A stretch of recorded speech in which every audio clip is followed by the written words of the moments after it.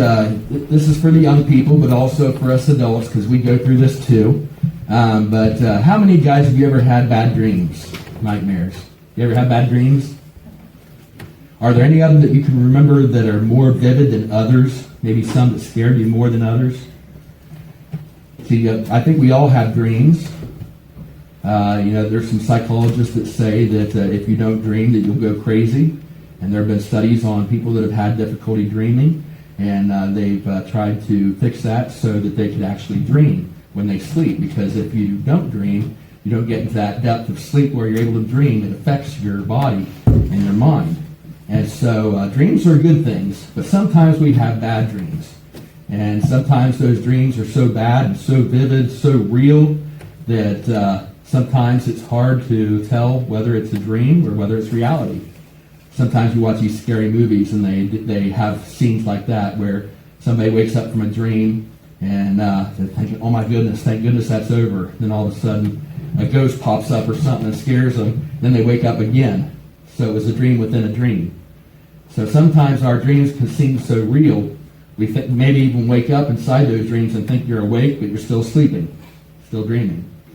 So we all have dreams. We all have nightmares sometimes. Those are bad dreams. Think about some of those bad dreams that you've had. You've ever had any that are so convincing that you didn't know whether you were awake or asleep? And when you woke up, you had to convince yourself that you were actually awake, that it was just a dream? You ever had a dream like that? I had a dream like that. One in particular I can remember is when I was married and my daughter was wee little. I dreamed one time that my wife and daughter was in a car accident and were killed. And it was the most terrifying dream that I'd ever had, and it was the most horrible dream that I'd ever had. And when I woke up in the morning, it took me probably close to half an hour to convince myself that it was just a dream. And so sometimes we have those nightmares. And now we're getting close to Halloween. It's coming up. And it's the time when we like to tell ghost stories. We like to watch scary movies. And we like to dress up on Halloween in costumes. Some of them are funny. Some of them are scary. Some of them are spooky. And it's all in good fun. We go out and we trick or treat and we get candy and stuff like that. It's a great time for the kids. But it is a time when we think about these scary things. A lot of people have these Halloween scary movie marathons and watch those. Well, this morning we're going to be talking about the stuff of nightmares. And we're going to be focusing on witches, ghosts, and demons. Now, whenever you hear ghost stories and you have bad dreams, you ever dream about ghosts? Were you ever scared of ghosts? Or monsters under the bed? That sort of thing? Maybe when you were a little bit younger? A lot of times we're afraid of things like that. And we think about ghosts, and sometimes we imagine that there are ghosts, and sometimes we see things that spook us and scare us, and we'll talk about that in detail sometime as well. But we're going to learn today about a couple ghost stories from the Bible, a couple of scary stories. And we're going to learn something about the existence of witches and demons and ghosts and that sort of thing. Are they real? Are they made up? Are they things we should be scared of? Or, how should we deal with them? So that's something I want you guys to be thinking about this morning as we're going through that later in the message.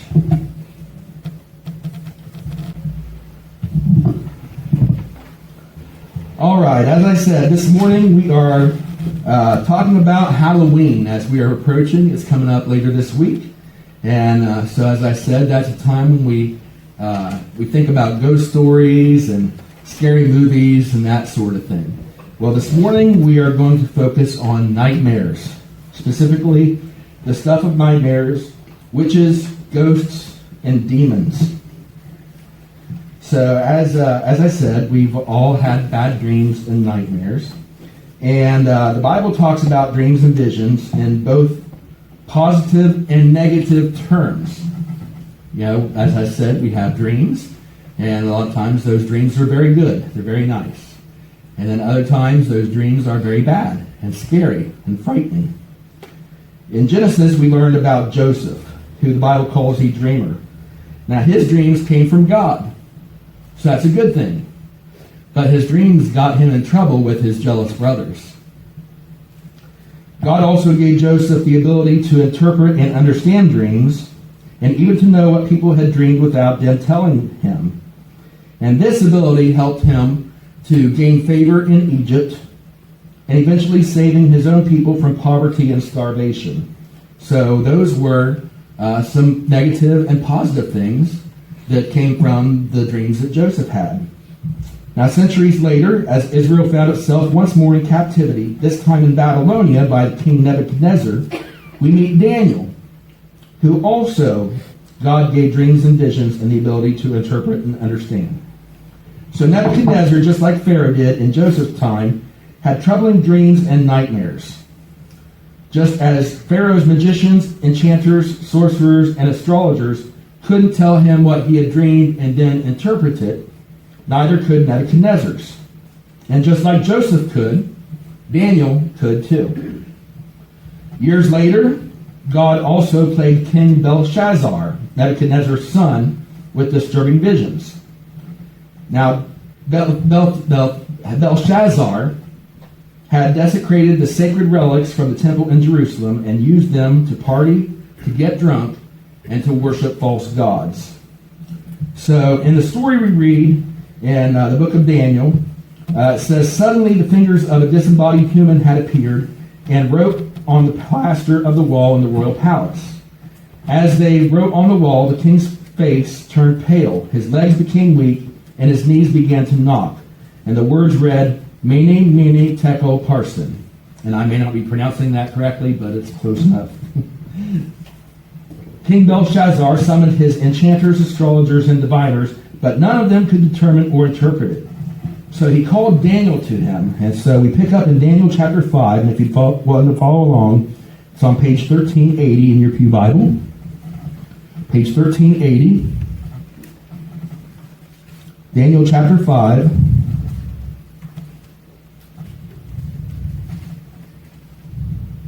Beginning with verse 18. So he calls Daniel after he's seen this hand appear on the wall and write these words. And he asks Daniel to interpret it for him. So we begin with verse 18. This is Daniel speaking. "O King, the Most High God gave your father Nebuchadnezzar sovereignty and greatness and glory and splendor. Because of the high position he gave him, all the peoples and nations and men of every language dreaded and feared him. Those the king wanted to put to death, he put to death. Those he wanted to spare, he spared. Those he wanted to promote, he promoted. And those he wanted to humble, he humbled. But when his heart became arrogant and hardened with pride, he was deposed from his royal throne and stripped of his glory." So Daniel here is talking about his father, Belshazzar's father, King Nebuchadnezzar. Verse 21. "He was driven away from people and given the mind of an animal. He lived with the wild donkeys and ate grass like cattle. And his body was drenched with the dew of heaven until he acknowledged that the Most High God is sovereign over the kingdoms of men and sets over them anyone he wishes." Does that sound familiar? We read another story recently about somebody who did some similar actions. There was the man in the New Testament, in the Gospels, that was possessed by a demon, and Jesus healed him. He was doing very similar things, out grazing the grass like cattle, acting like a maniac. Now here, Daniel is reminding Belshazzar that this happened to his father, King Nebuchadnezzar. Verse 22. "But you, his son, O Belshazzar, have not humbled yourself, though you knew all this. Instead, you have set yourself up against the Lord of heaven. You had the goblets from his temple brought to you, and you and your nobles, your wives and your concubines drank wine from them. You praised the gods of silver and gold, of bronze, iron, and wood and stone, which cannot see or hear or understand. But you did not honor the God who holds in his hand your life and all your ways. Therefore he sent the hand that wrote the inscription. This is the inscription that was written, Mene, Mene, Tekel, Parsin. This is what these words mean. Mene, God has numbered the days of your reign and brought it to an end. Tekel, You have been weighed on the scales and found wanting. Perez, your kingdom is divided and given to the Medes and Persians. Then, at Belshazzar's command, Daniel was clothed in purple, a gold chain was placed around his neck. He was proclaimed the third highest ruler in the kingdom. And that very night, Belshazzar, king of the Babylonians, was slain, and Darius the Mede took over the kingdom at the age of 62. Okay, so this is literally the stuff of nightmares. Ghost hands writing curses on the wall. Mad kings who graze in the fields with donkeys and eating grass. Later, also in this chapter, we read about Daniel who was thrown into the lion's den, and his friends were thrown into a fiery furnace. Those were actually earlier. That was with King Nebuchadnezzar. Joseph, back in Egypt, was kidnapped, thrown into a pit, then sold as a slave, falsely accused and imprisoned. There were beheadings and all kinds of torture. It was like every horror movie ever written, all rolled into one. Now, these powers and abilities that Joseph and Daniel had came from God, and so did the ones that God later gave to the prophets like John in Revelation. I will pour out my spirit on all people, he says in Joel 2:28. Your sons and daughters will prophesy, your old men will dream dreams, your young men will see visions. And this verse is echoed in Acts chapter 2, verse 17 on the day of Pentecost. But sometimes God's people were cursed with nightmares too. Job, for example, says in Job chapter 7 that his nights are misery to him. In verse 3, he says, when I lie down, I think, how long before I get up? The night drags on, and I toss and turn until dawn. Then in verse 14, you frighten me with dreams and terrify me with visions, so that I prefer strangling and death rather than this body of mine. I despise my life. I would not live forever. Let me alone. My days have no meaning. So those must have been some really horrible nightmares, right? We've all had nightmares. But have you ever had them so bad that you just plain old wish to die? That's pretty bad. So these nightmares were recurring. They happened all the time. They were debilitating. They depressed him. They kept him oppressed. King Saul also had nightmares. Now, for background, God had warned Israel not to practice divination, sorcery, interpreting omens, casting spells, witchcraft, or consulting the dead. That's in Deuteronomy chapter 18. So King Saul wisely expelled all the mediums and spiritualists from Israel. But the prophet Samuel had died, and Saul was afraid of the Philistine army gathered to fight him. Without Samuel to turn to for advice, he sought out one of the mediums that he had banished. So let's turn now to 1 Samuel chapter 28. It's on page 465 if you'd like to follow along.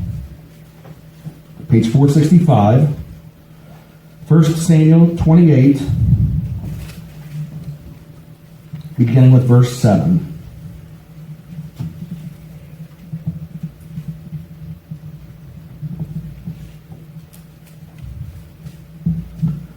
Saul then said to his attendants, find me a woman who is a medium, so that I may go and inquire of her. There is one on Endor, they said. So Saul disguised himself, putting on other clothes, and at night he and two men went to the woman. Consult a spirit for me, he said, and bring up for me the one I name. But the woman said to him, surely you know what Saul has done. He has cut off the mediums and spiritists from the land. Why do you set a trap for my life, to bring about my death? Saul swore to her by the Lord, as surely as the Lord lives, you will not be punished for this. Then the woman asked, whom shall I bring up for you? Bring up Samuel, he said. When the woman saw Samuel, she cried out at the top of her voice and said to Saul, why have you deceived me? You are Saul. The king said to her, don't be afraid. What do you see? The woman said, I see a spirit coming out of the ground. What does he look like? He asked. An old man wearing a robe is coming up, she said. Then Saul knew it was Samuel, and he bowed down and prostrated himself with his face to the ground. Samuel said to Saul, why have you disturbed me by bringing me up? I am in great distress, Saul said. The Philistines are fighting against me, and God has turned away from me. He no longer answers me, either by prophets or by dreams. So I have called on you to tell me what to do. Samuel said, Why do you consult me now that the Lord has turned away from you and become your enemy? The Lord has done what he predicted through me. The Lord has torn the kingdom out of your hands and given it to one of your neighbors, to David. Because you did not obey the Lord or carry out his fierce wrath against the Amalekites, the Lord has done this to you today. The Lord will hand over both Israel to you to the Philistines, and tomorrow you and your sons will be with me. The Lord will also hand over the army of Israel to the Philistines.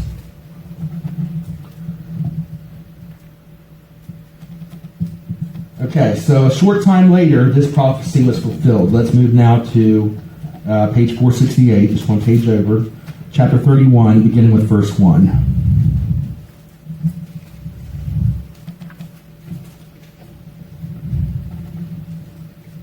Now the Philistines fought against Israel. The Israelites fled before them, and many fell slain on Mount Gilboa.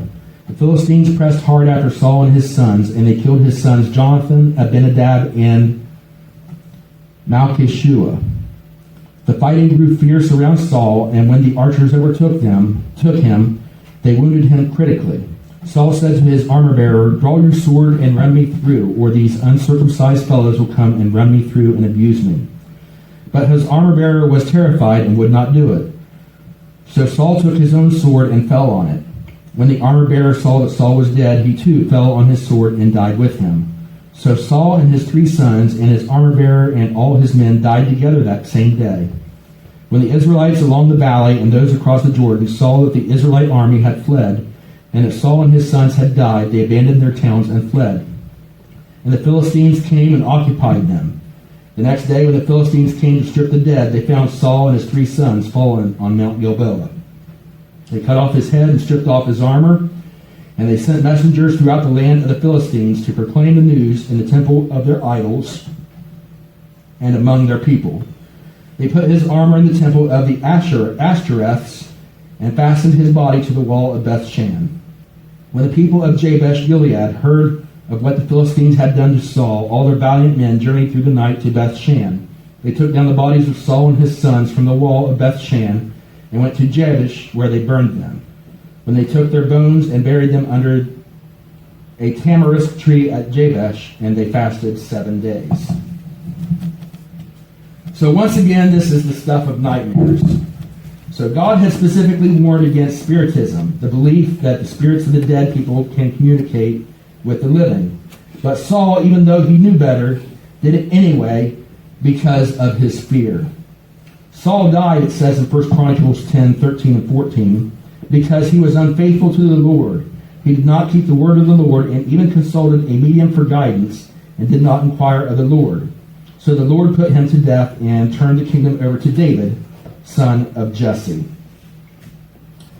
So, looking at this story, we have a lot of questions about ghosts and the state of the dead. And I believe that Saul was deceived by a demonic spirit here, disguised as the prophet Samuel, and tricked into self-fulfilling his curse. Because as Jesus explained in the parable of the rich man and Lazarus, God does not send the dead back to warn the living. But 2 Corinthians 11, verses 14 and 15 says that Satan himself masquerades as an angel of light, and his servants also masquerade as servants of righteousness. But their end will be what their actions deserve. So there's no such thing as ghosts, except for the Holy Ghost, of course. But there are angels and demons. And so we need to learn the lesson from this passage that if we have questions about the afterlife and about talking to God and wanting to know what God wants, turn to God and ask Him, not to the occult. The witch or the medium, fortune teller, however you want to describe it, she consulted with demons. And she brought up this demon that disguised itself and gave a prophecy that Saul believed. He went out the next day and was killed because he self-fulfilled that prophecy, that curse that was put on him. Jeremiah also warns about this in Jeremiah chapter 14, beginning with verse 13. And You don't have to follow along if you don't want to, but if you do, it's on page 1196. Jeremiah 14, beginning with verse 13. This is Jeremiah speaking. But I said, Ah, sovereign Lord, the prophets keep telling them, you will not see the sword or suffer famine. Indeed, I will give you lasting peace in this place.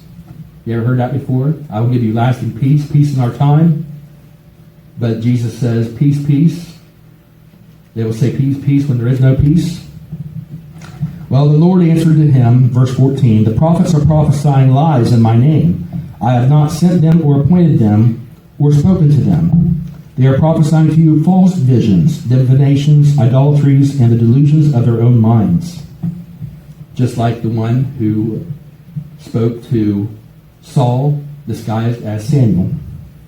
Verse 15, therefore this is what the Lord says about the prophets who are prophesying in my name. I did not send them, yet they are saying, no sword or famine will touch this land. Those same prophets will perish by the sword and famine, and the people they are prophesying to will be thrown out into the streets of Jerusalem because of the famine and sword. There will be no one to bury them or their wives, their sons or their daughters. I will pour out on them the calamity they deserve. So, as I asked earlier, have you ever had a nightmare or dream that felt like it was very real? Or maybe that it was a message of God?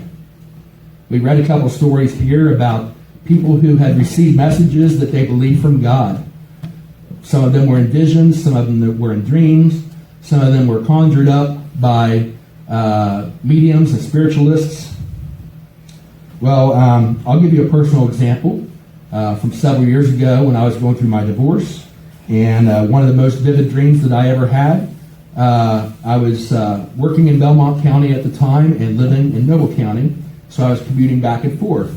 And when I was going through my divorce, basically my wife kicked me out, so I spent a lot of time at a friend's house up in Belmont County.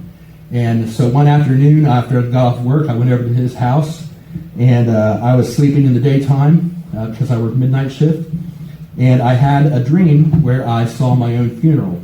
Now, I don't know if I've ever shared this story with you before, but I have shared it before from the pulpit, whether it was this one or another one, I can't remember. But anyway, I dreamed that I died, and I was going to my own funeral. What happened was I was walking into the Pleasant Hill United Methodist Church, which is where I grew up as a child. And I came in the back doors, I was walking down through the center aisle, and I was looking on either side. People were sitting just like you are today, and I was recognizing faces of people I had grown up with. Some of them were my childhood friends, who now were adults, but when I saw them, they were children in the dream, just like I remembered them when we were together the most often. And I also saw some people from the church who had passed away, specifically the Warrens, Paul and Hilda, who were very special to me, and Paul had passed away with cancer recently. And so I saw them in my dream, and everybody was looking at me with eyes of sadness, disappointment. I felt, when I saw their faces, I felt as if they were disappointed in me for some reason. I got up to the front of the church as I walked up through, and sitting right here in the center where the altar is, was a casket that was sitting open. And as I approached it, I looked inside, and it was myself inside the casket. And then I woke up. And I thought, man, that was such a vivid dream. It was so weird. It was confusing. I didn't know what it meant. And so I went back to sleep, and I had the second part of the dream. And I dreamed that I was walking up a hillside, and it was really hard to climb. And as I was climbing up the hillside, just struggling to get up to the top, a couple of angelic beings came down. They were real tall, and I won't go into detail to describe them to you because it was really weird. It wasn't how normally you would expect to see angels, but you could tell that they were angelic beings from the way they glowed, etc. But they took me by the hands and led me up to the top of the hill where there was a cross sitting on the top of the hill, an empty cross. At the foot of the cross, there was a basket filled with jewels and diamonds and rubies and all kinds of sparkling beauties. And I instantly understood that this was my reward, my heavenly reward. And I realized that I was dead, and this was the afterlife, and I was receiving the reward that God had prepared for me. And as I reached down to pick up the basket, I accidentally dropped it and it spilled. And all the diamonds and jewels started scattering down over the hill. And I chased after them in a panic, thinking, oh no, I'm losing my reward. And I tried to grab them and scoop them up, but I couldn't get them. And I was feeling so depressed, so discouraged, and I felt like I have squandered my life, I have ruined my life, I have lost my reward. It was a very depressing feeling. And then I felt this hand touch my shoulder. And I looked up, and it was Jesus. He bent over and he scooped up all the jewels, put it back in the basket, and handed it back to me. And I woke up. And so I felt like that was Jesus speaking to me. He was warning me. Just like he did with Peter, when Peter denied him, and then went back to his old life. After Jesus was crucified and resurrected, Peter went back to his old life. He gave up the ministry. And so Jesus appeared to him and said, do you love me? Peter said, of course I do. He said, then go out and do my work. Stop fooling around with your old life. Get back to work. And so that was how God spoke to me and convinced me to get back into the ministry and to stop fooling around with my old life, with my guilt, going through the guilt over what I had done, over the mistakes that I was making. He wanted me to turn my life around and get back on the right path, serving him. And so those two dreams put together really woke me up. And I, to this day, feel like those were dreams and visions given to me specifically by God to help me get through that difficult time that I was going through at that time. So God sends dreams and visions sometimes to warn or speak to his people. And sometimes we need to tell the difference between them. Sometimes you can have a dream, and as Dickens said in A Christmas Carol, sometimes it's just a bit of undigested beef. You know, sometimes you eat a pizza the night before with anchovies or whatever the case may be, and it causes you to have weird, crazy dreams. Sometimes that's the case. But sometimes it's actually God speaking to us, and we need to be able to determine when he speaks to us. And trust God to speak truth to us rather than turning to the forces of darkness. Finally, it says in Ephesians chapter 6, be strong in the Lord and his mighty power. Put on the full armor of God so that you can take your stand against the devil's schemes. For our struggle is not against flesh and blood, but against the rulers, against authorities, against the powers of this dark world, and against the spiritual forces of evil in the heavenly realms. Therefore, put on the full armor of God so that when the evil day comes, you may be able to stand your ground, and after you have done everything, to stand. Stand firm then with the belt of truth, etc. Goes through the armor of God. And pray in the Spirit on all occasions with all kinds of prayers and requests. With this in mind, be alert and always keep on praying for all the saints. And finally today, I would like to ask you what Paul tells the Ephesians in verse 19. Pray also for me, that whenever I open my mouth, words may be given to me, so that I will fearlessly make known the mystery of the gospel, for which I am an ambassador in chains. Pray that I may declare it fearlessly, as I should. And so this morning, I would just like to encourage you to listen for the voice of God. Test the spirits, whether they be of God or of the darkness, or whether it just be undigested beef. Because sometimes we hear voices that are all of those things. And we need to be able to tell which is which. And when we hear from God, we need to be faithful and obedient to follow his call where he leads. So don't be concerned with consulting with Ouija boards or fortune tellers or whatever the case may be as they seek to use worldly or underworldly methods to predict the future or to give you messages from the other side. Go directly to God. Go to him. He gives us his word so that we may know his will. And he speaks to us through the Holy Spirit so that we may verify it. And so let us always focus on him and not on the things of the world and the things of darkness. Let us pray.